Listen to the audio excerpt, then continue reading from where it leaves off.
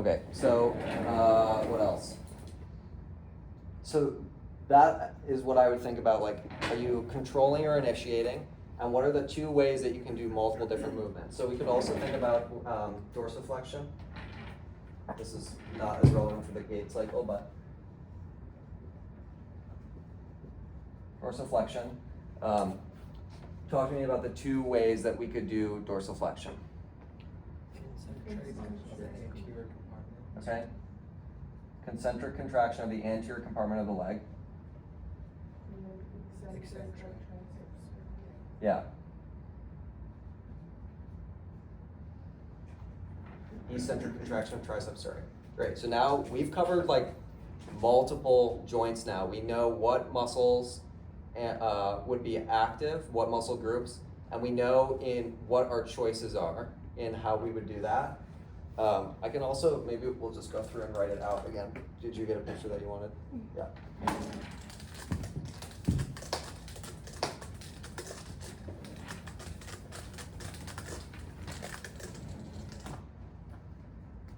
Okay, so hip.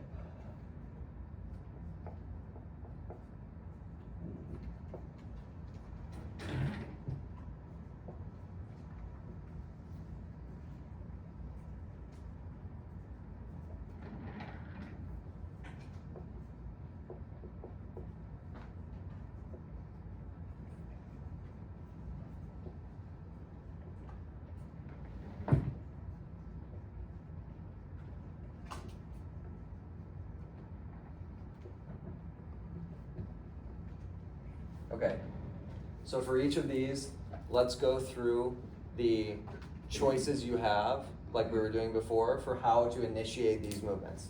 So there should be two for each one.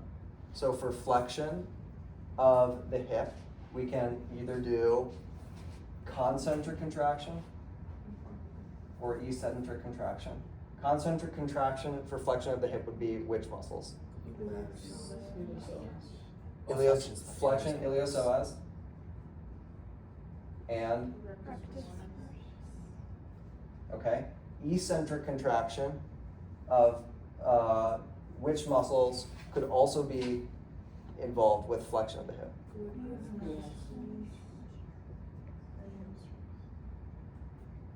Okay. Great. And so then for extension, we would do concentric, eccentric, and it would be flipped.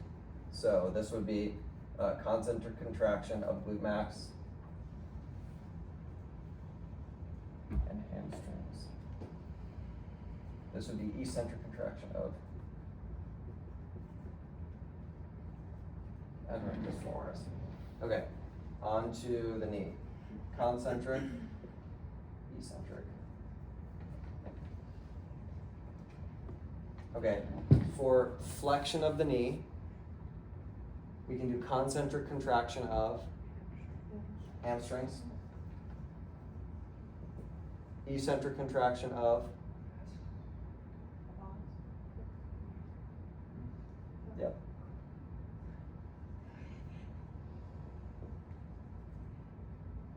Nice. For extension, we can do concentric contraction of quads, which includes rectus femoris. Or we can do eccentric contraction of the hamstrings. So gastrocnemius also like passes the knee joint. Yeah. For this, do we like not think about it as like triceps surae doing anything with the knee? That's a good question. I think of it more as involved with plantar flexion, but as we go through, let's make sure that I'm not missing something. Yeah.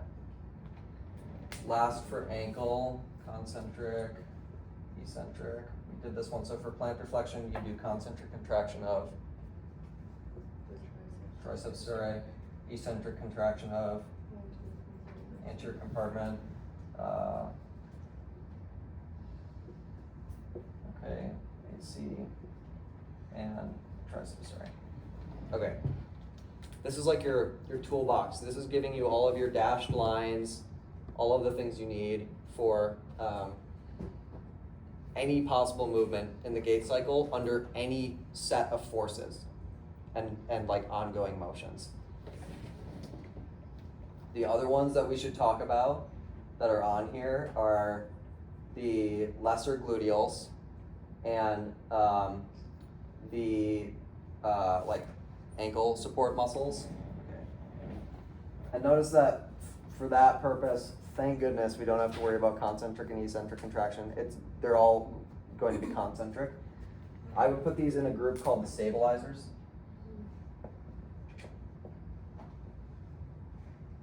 Okay, so in the stabilizers group, you have the lesser gluteals and you have the peroneus longus and brevis.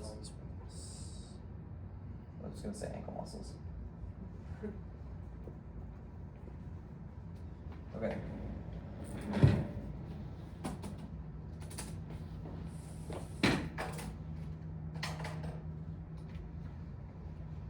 Would anyone like to take an attempt at talking about the role of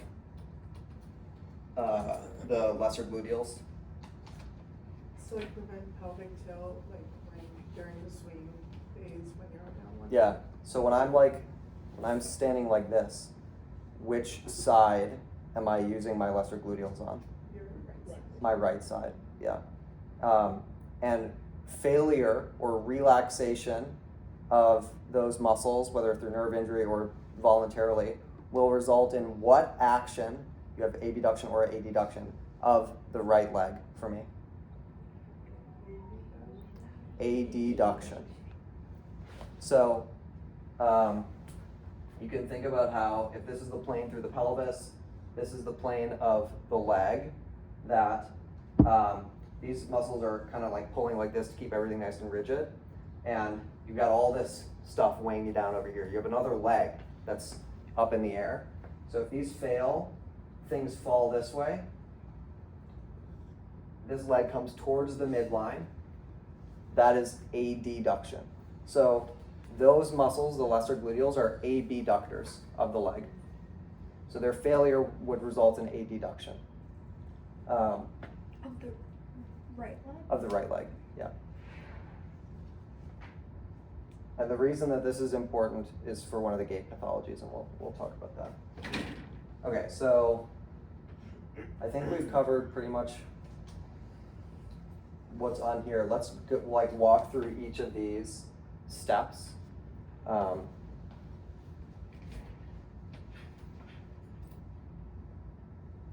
we can look at them. So, David? yeah. I know you just said this, but No just worries. to clarify, it's the left, so this has to be the right. Drop. Yeah, we'll talk about the drop stuff later, but yes, yeah.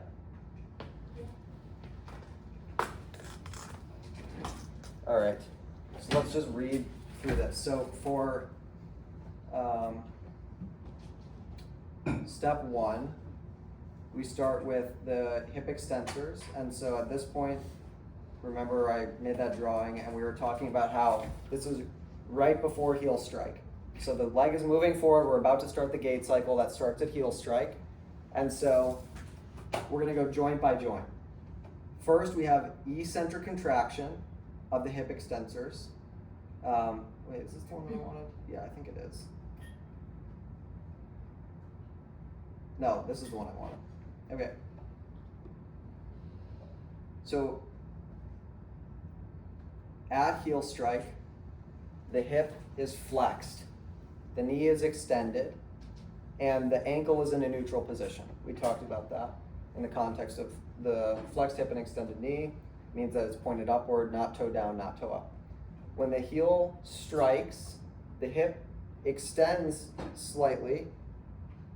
So that means that hip extension is happening. So at the hip, we're getting extension. The knee flexes, and the ankle plantar flexes. That makes sense, we're moving forward.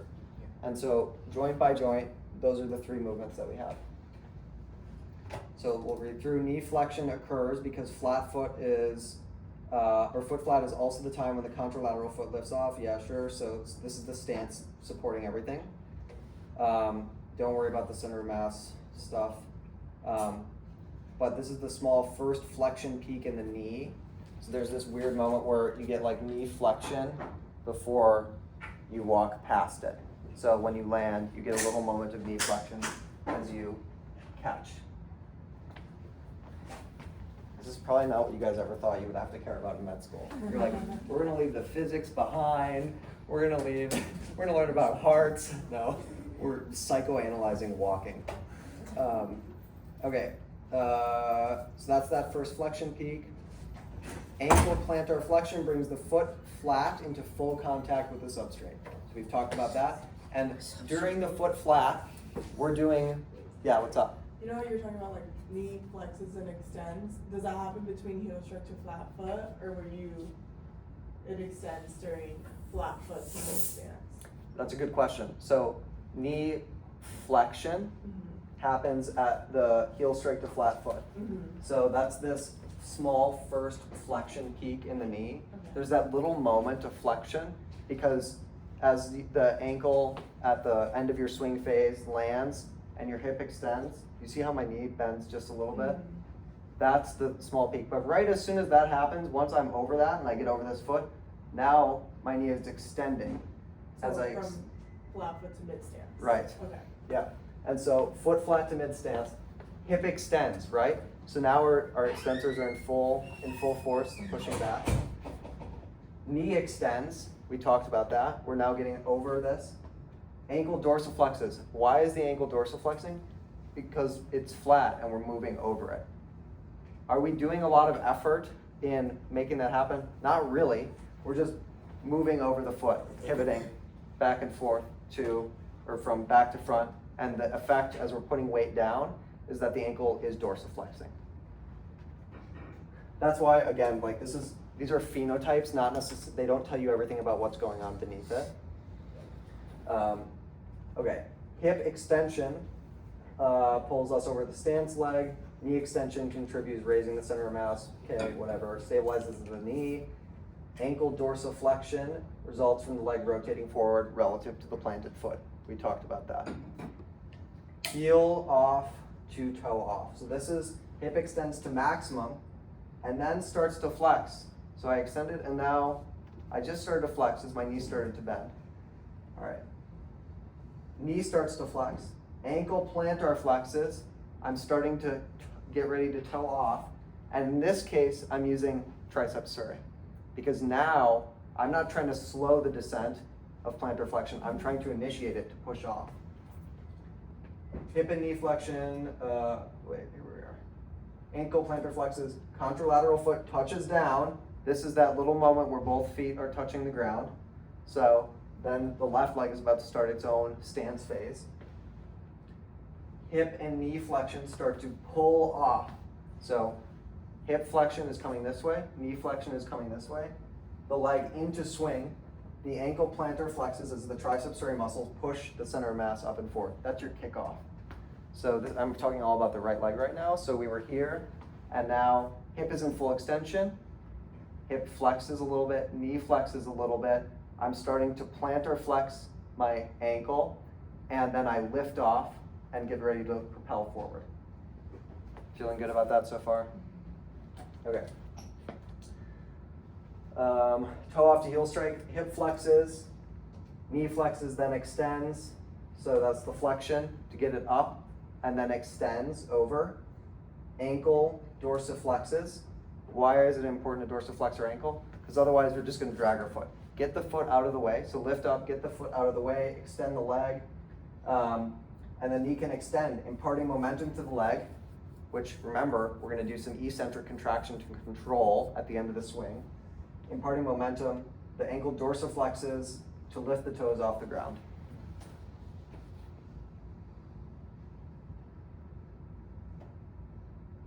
Okay.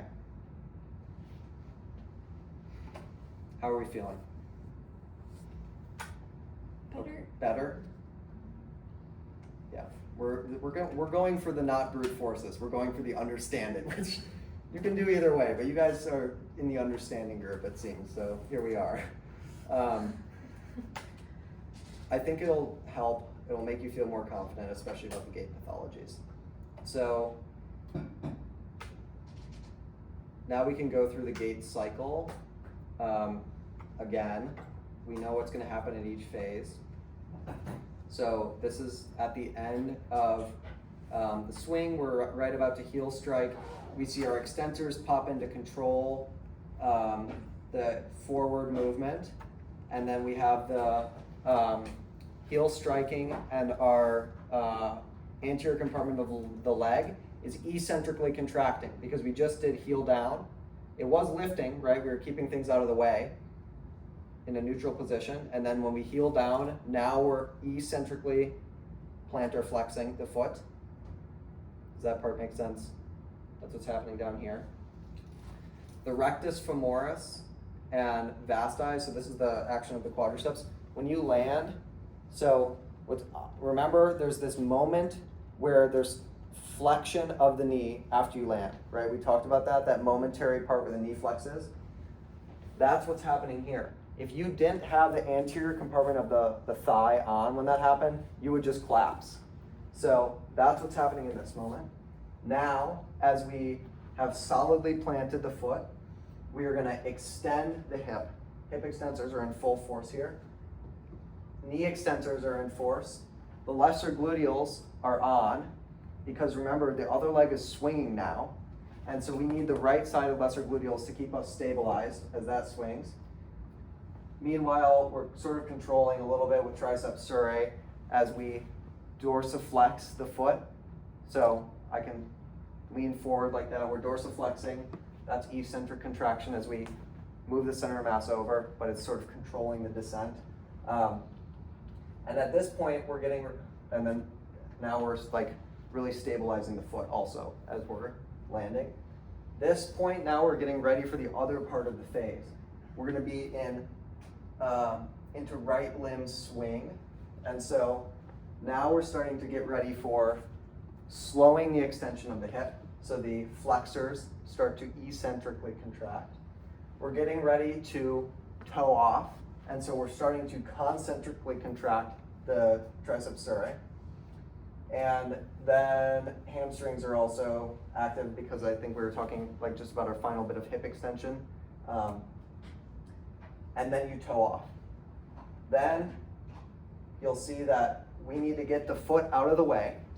So let's lift the foot up. That's concentric contraction of the anterior compartment. Lift the foot up, and now it's just flexors. Swing the foot forward. And so you have the rectus happening, which is mostly involved in swinging the hip forward, so hip flexion. And then hamstrings are also happening a little bit here, because remember that we needed to flex the knee a bit as well. We talked about when we were in this phase, we pull the leg away.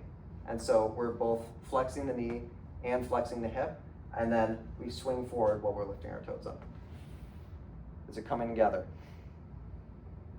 Yeah? Could you scroll up to like where it like tells us like whether it's heel off, Mhm. off? Why are the lesser gluteals already like in effect like during foot flat till like mid stance? Right here? Instead of just like when the other foot is like in swing phase.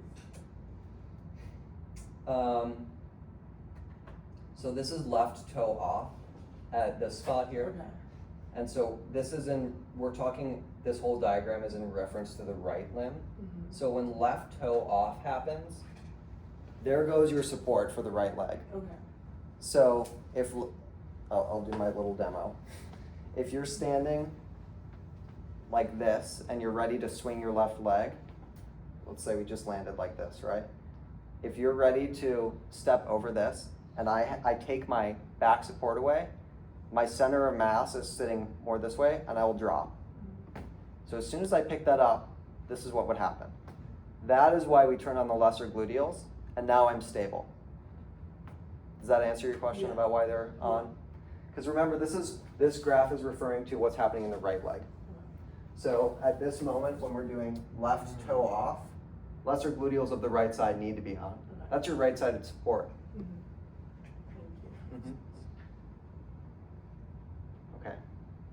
So is that why when the right toe is off / when the right limb is swinging, the lesser gluteals are not working? Right. Right. Then they Because need to be. the left lesser gluteals are supporting. They are working, right? On the left side, they Yes. would be working. But it's just not on this. Right. If we mirrored this, Yeah. then yes, when the right leg is swinging, the left lesser gluteals would need to be active because you're taking your right side to support away. Yes. Sorry, can you say again why during mid-stance it's less activated? The lesser Yeah, gluteals the less. during mid stance. Oh, like this bit. Yeah.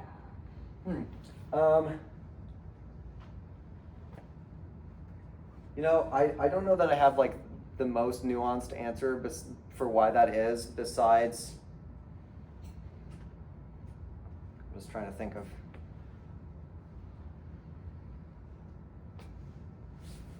So this would be, I guess, like the most straight up and down you could be. So in some ways, your center of mass is the most like over you, whereas in these phases, I guess you could say that there's more force exerting, like trying to flop this way. I don't know. That's the best guess that I have. What are your thoughts on it? I think it makes sense. Do you have it? I mean, I'm also open to like whatever your interpretation would be if you had one in mind. I don't really have an Okay. Yeah, that's what I would say. Yeah. What about like the way to think about when the fibularis like muscles are in like effect? So this is in like solidly in mid stance to late to like getting ready to toe Cause off. like my mind is like, okay, if the other leg is up, like don't you want to stabilize that ankle throughout the whole swing phase? So why Yeah. not in that specific portion?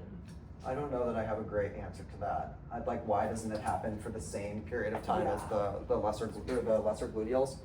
I don't know.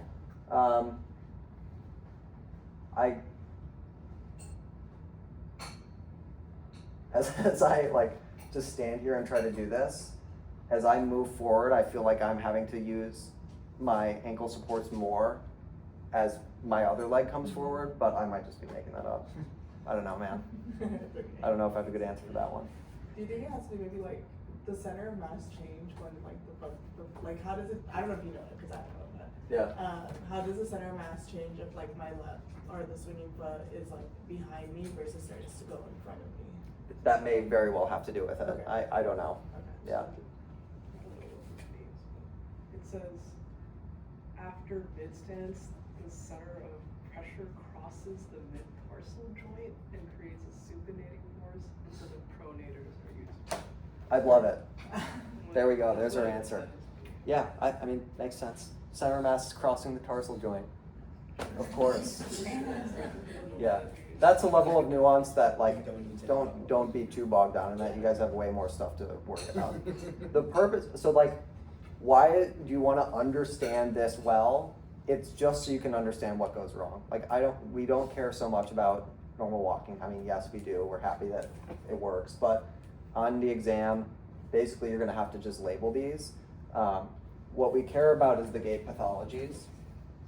Is it okay if we move on to those? Mhm. Yeah. Are we feeling better about this? Yeah. Okay. Okay, so let's just talk piece by piece. So a hip flexor weakness gait. So hip flexion is part of moving the leg forward. So these people are going to have an issue swinging their leg forward. Can somebody please demonstrate a hip flexor weakness gait?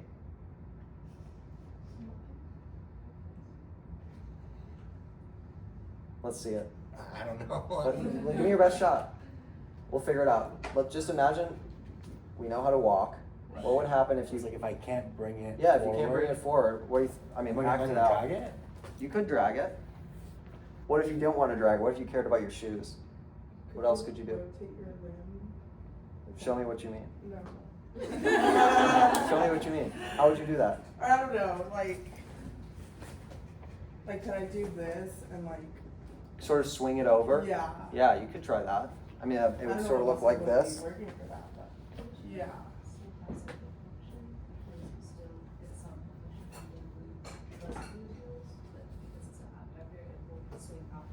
Yeah. So we're thinking about like a sort of circumducting, like a gait that comes out to just try to swing the leg forward, because we can't do it very well actively. A little bit, but mostly you're trying to do this so that you can swing your leg forward. So let's see if any of these videos work. So when we watch these videos, if I were to cover this, I would want you to say, I would want you to first tell me where is the weakness. Yeah. So this is left leg weakness, and you'll see he has a circumducting gait. And what I mean by that is, see how his foot doesn't go in line? It comes out and around because he doesn't have the ability to get it to pull it out of the way after toe off. So what he does instead is swings it around and gives himself a little bit more room. So let's keep watching. The issue is in the left leg. And so watch the mouse here. Around. Around. Around. And you can see he's also getting his weight kind of forward to help pull that. Is that clear? Yeah. That's a hip flexor weakness gait. So to summarize it, it would be hip flexors when you can't swing your leg forward, so you have to swing your affected leg around to go forward. Yeah, Okay. yeah. You have to initiate the flexion of the hip joint in a different way, Right. and leave yourself room to do it, since you can't pull it out of the way after toe off.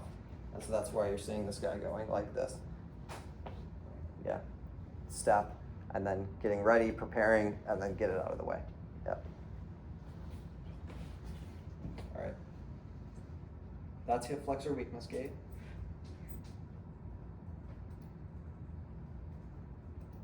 Okay, so gluteus maximus gait.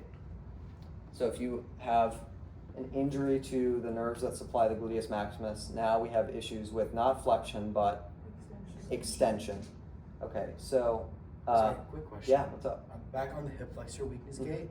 So would that be would the cause be our iliopsoas and quads not working super well? Iliopsoas and like rectus femoris Yeah. specifically. Yeah, so that it could be anything that could result in those muscles exerting less force. So that could be Okay, so the glutes that could be or the myopathies, hamstrings. that could be neuropathies, it could be like anything that would make those muscles not work well.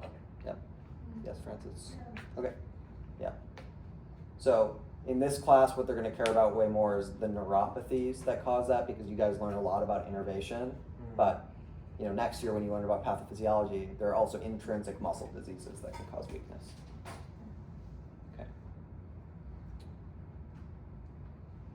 Okay, a jackknifing gait. So a gluteus maximus injury, so that's an extensor issue. So these people can't extend their leg backwards. So then you're wondering, like, how are they going to get it back there? Does anybody have a demo? Francis, let's see your demo. I'm not sure. Let's see it. I don't know. Oh yeah, we can do it. Or Lawrence. Sure. Let's go. I'll found it out. Yeah. Okay, so that was the logic I had initially was because extensor it moves your body forward. Mm-hmm. So I was thinking the way I imagined jackknifing is like almost using your body weight, so like you fall back a little bit and fall forward. Mm-hmm. Like this is kind of how. Do we all know what a jackknife is? No. No. Oh, good grief! My country upbringing.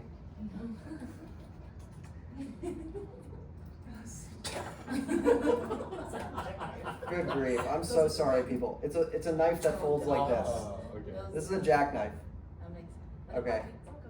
We also this is just a. I'm so sorry nobody ever explained this term. This is what a jackknife is, and so we use this to apply things like jackknifing a semi-trailer. Look, you folded the semi. That's like what you call this kind of crash when somebody jackknifes a trailer.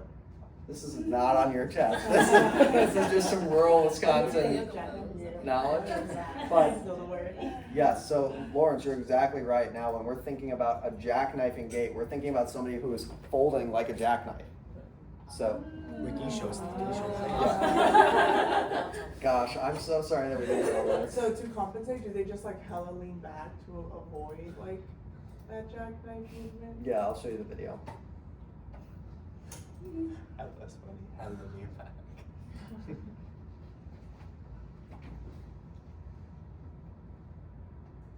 even see their numbers. It's the kind of video that would haunt me.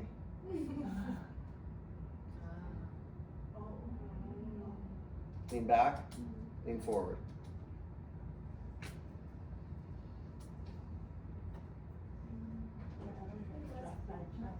I also So, don't. so this is, I believe, a right. Yeah. Like a jackknife. It occurs at heel strike, yeah, of the weakened side to interrupt the forward motion of the trunk. And so compensates for the weakness of hip extension. Remember that we had to slow down with our hip extensors at heel strike to be able to bring them back.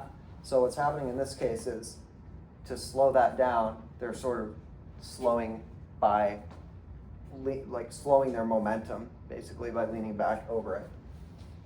I don't love this video. I wonder if I can find a better one. We'll just finish watching the explanation though. Heel strike on weak sides, they're leaning back.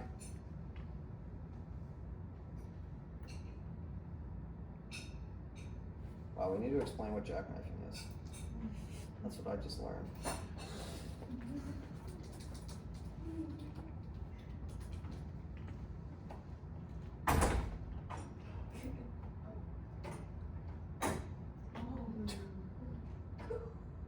ABCs of PT, let's go.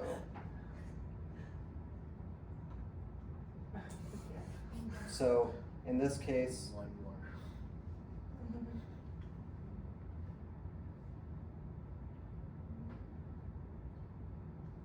pretty dramatic, but this would be his right side being the issue. Because he can extend his left leg. He's showing it there. Wait, is the left leg or like in front? Right now, this is his right leg in front. Okay. This is left behind.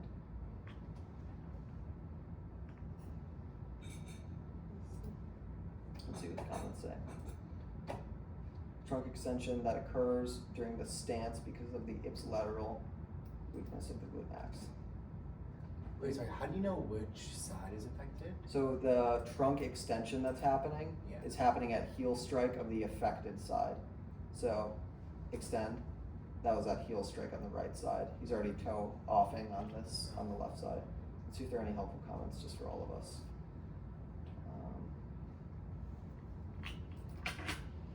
Yeah, right side.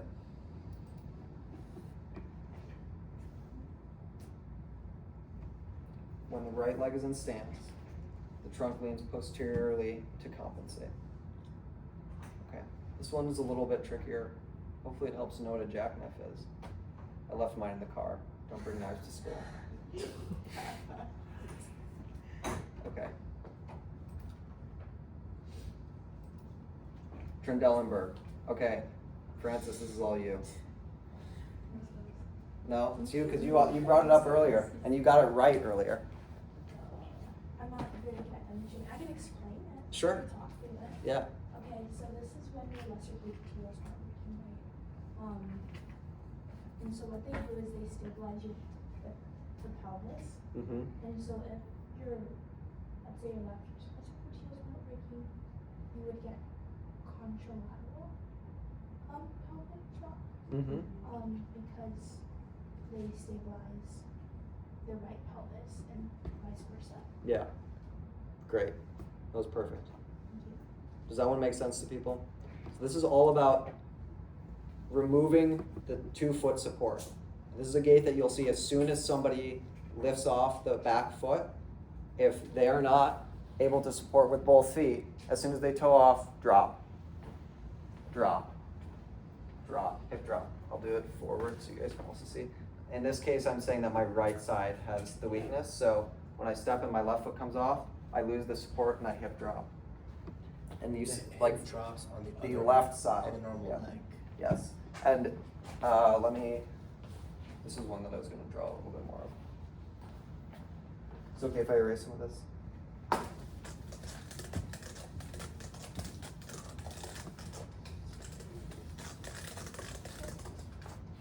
Okay, this is my rudimentary pelvis line. This is just a straight line through the axis of the pelvis. Here's the leg. And so we said that our abductors are not working. And so then when we put force on it, the effect is that the leg is going to adduct.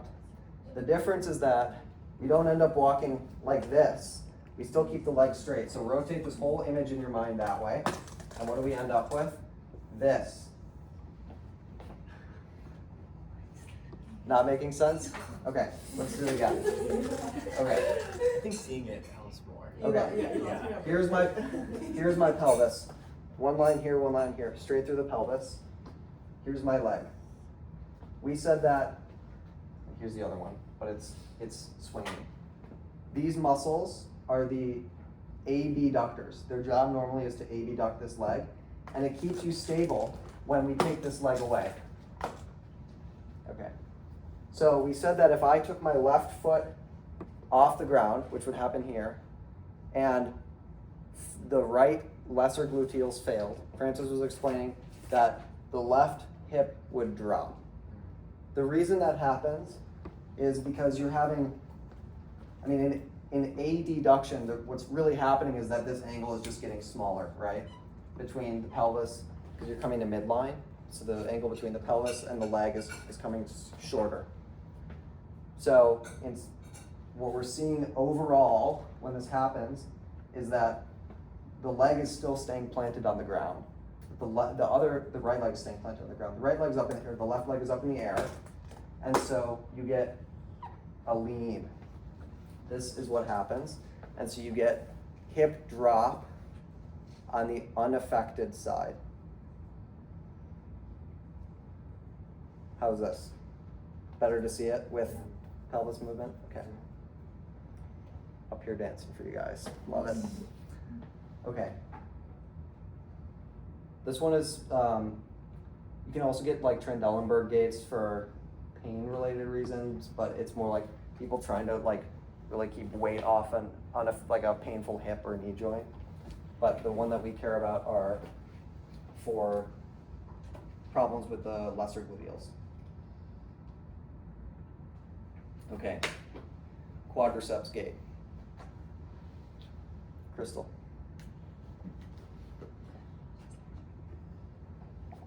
You can do this. Okay, so let's do it together. Let's do it together. So quadriceps is it does what for the knee joint? Is it a flexor or an extensor? It is the flexor. Quadriceps is going to Just kick out. It's a thing extension. I'm sorry. It's an extender. And so in this case, the muscles that help us keep our legs straight are failing. It's really important to keep our legs straight, especially when we're standing on it, because the result would be that you collapse if that's not working. So to give yourself a buffer, you're going to use your hand and brace, and maybe even lock your knee out by pushing down on it, so that you can transfer your weight over without having to use any of the quadriceps muscles. So you're using the flesh in your hands instead of. Yeah, because you want to counteract this, which would be just folding. And so you'll see these people kick their leg out and then lock their knee like this, so that they don't actually have to use their knee extensor muscles, and then they swing their weight over the joint without ever having to use those.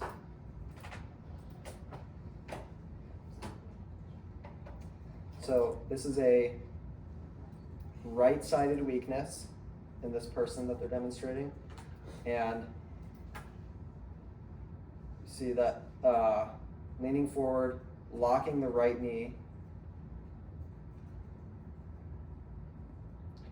And that's because once the hand is removed, the leg's gonna automatically flex because the quads are not extending it. Yes, exactly.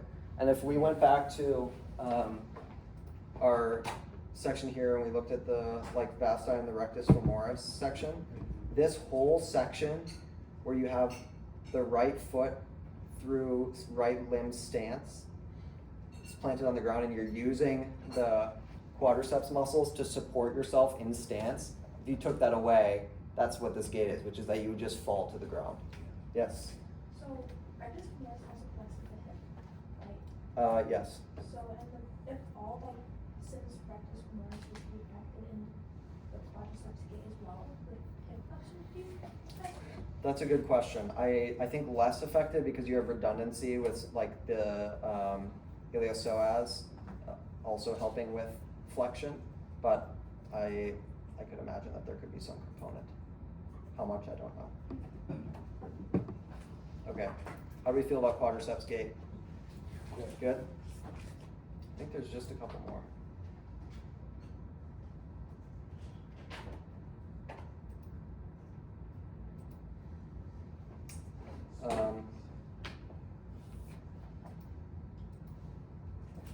What is this one? The short steps, laterally rotate lower limbs. Ankle plantar flexion weakness gait. Okay, so plantar flexion, the key with plantar flexion, we're thinking about toe off. That's where this part of the gait really matters, is because we get all this springing acceleration power as we toe off and then pull the leg forward. So if you have a plantar flexion weakness gait, what's the point of getting your leg all the way back here if the only thing you can do is flex your knee and hip? You're just gonna do this. So the key instead would be to take short steps, because that way you don't have to rely on your plantar flexors to give you acceleration forward. You just waddle forward basically.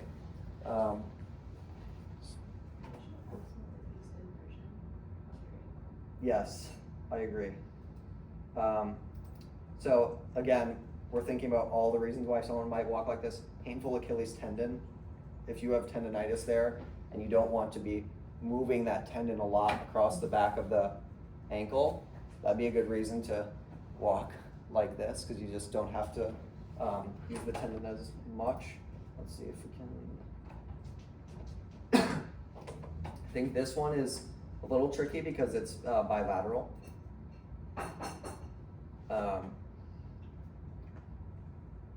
But you see that she is not fully extending her hip. You don't see an obvious toe off.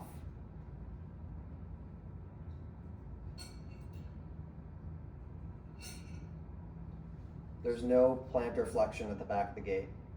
So is her right side affected? I think that she probably has Well, mostly right side, it Right looks side. like. Yeah. and this is different than the glute max one, because that one you're swinging your leg, right? Right. Instead of just like. Yeah. This is a more distal problem. Yeah. You gotta get the whole leg around. In this case, it's just, you can't give yourself the push off. This is bilateral, isn't it also? We were trying to, let's see if it says anything in the comments. Comments are turned off. They didn't want to say mean things. Okay. I guess I feel like in this video it seems like there's a component of both, but I agree that it looks worse on the right side.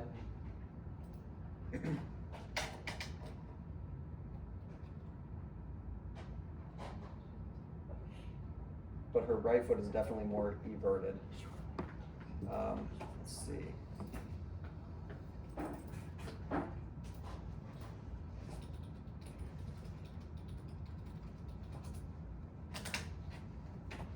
Oh, that's her weak dorsiflexor. Dang. Oh, here we go.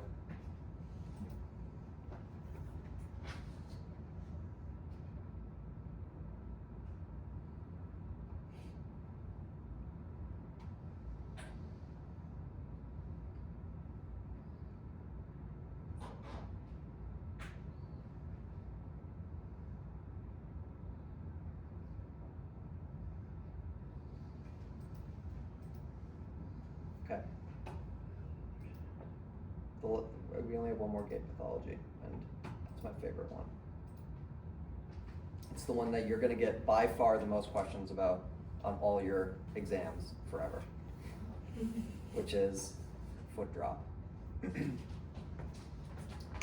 So, in the foot drop gait, we're thinking about the anterior compartment of the leg. And so this is the phase, number 8, that we're really focused on. We're focused on both the concentric and eccentric contraction phase. And what is the role of concentric anterior compartment contraction on this diagram? Get the foot out of the way when you swing it. So we're dorsiflexing the toes, we're getting everything and the ankle, getting it out of the way so that when you swing the foot, you don't do this. You don't drag your toe across the ground. So the other part that we talked about quite a lot was about this. When you land your heel, we use the anterior compartment of the leg to gently let the foot down. Yes? So we see the loss of these two functions completely. And so we call it foot drop. If you have no ability to use that string to pull your foot up, if I lift my foot up, it just drops like this. And when I would land on heel strike, it would do that flop thing that we tried. So it just plops down because you have no control over the gentle eccentric letdown of those forces. So in heel drop, in foot drop, the one that you should know for this class and forever is this fibular nerve palsy. Because you may remember from anatomy that the fibular nerve wraps around the fibular head, like really proximal in the fibula. You're gonna see every manner of people getting shot, stomped, crashed, broken, every possible, or just medical causes too, of fibular neuropathies, and they will get foot drop. And so you will definitely see this gait. You will definitely encounter people who on your neuro exam cannot dorsiflex one of their feet. So for the steppage gait, that just means weakness in dorsiflexion? Yes. Okay. So why is it called steppage gait? Because you gotta step, because if you can't get your foot out of the way, or your toes out of the way, you better step even higher. Remember we talked about pulling the foot away after toe off? What if after toe off your toe just stayed down?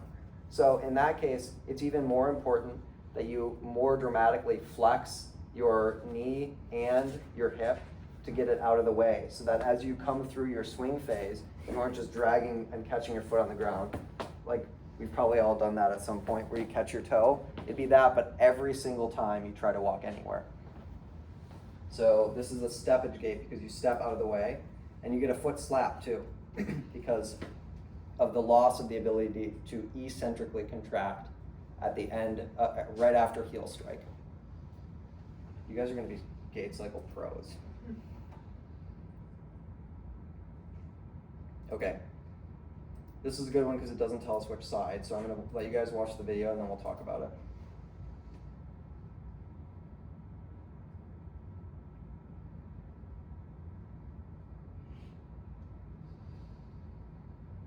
So which side is affected on this patient? Right. The right side. How do we feel about the gait? Can we see what's going on? As soon as the toe off happens, the foot just stays down. So this is really common after traumatic injuries. You'll see a lot of patients, unfortunately, that have this happen. And you said that's because the fibular nerve wraps around the head of the fibula? Yeah, it's not like wrapped, but it's very, let me get rid of my jackknife picture.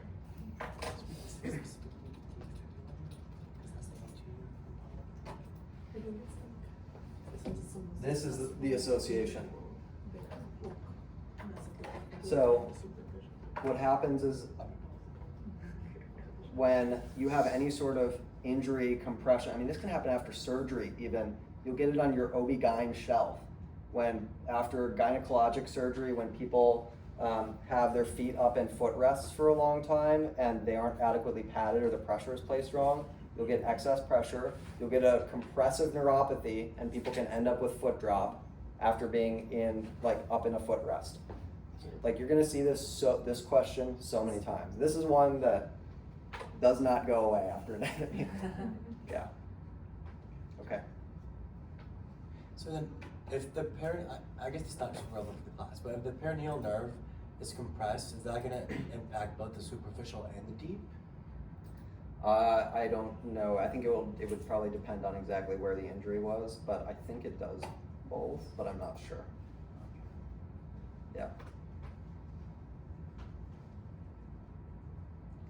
Yay, we did it. Those are all the gait pathologies. That's all the gait cycle. Okay. That was a lot. How do we feel? Better. Better? Much better. Okay. I think the main thing to remember is like concentric versus eccentric. And once you get that concept down and can apply it across, separating flexion extension versus all of these things, then you just plug in the bits on the gait cycle.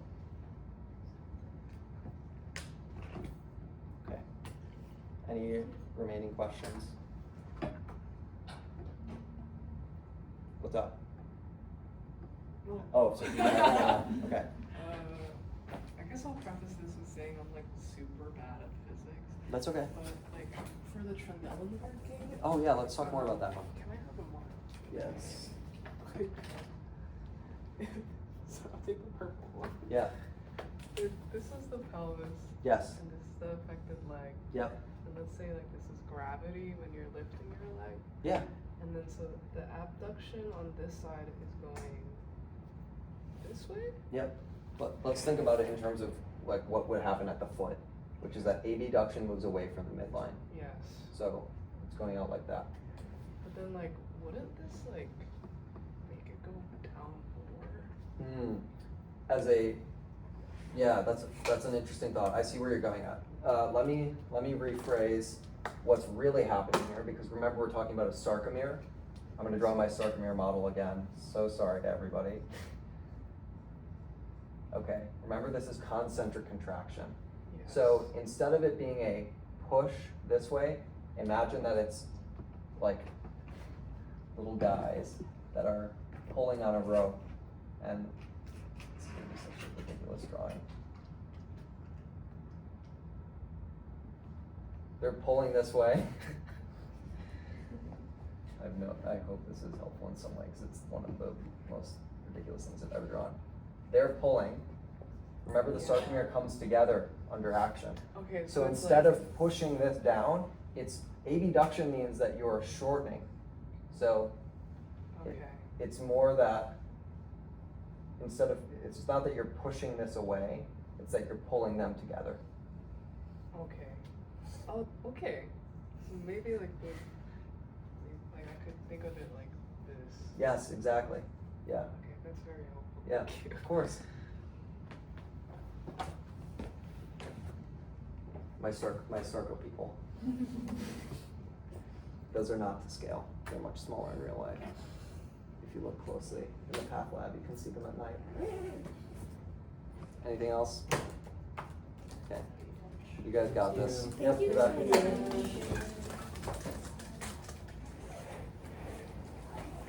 How do you- Thank you.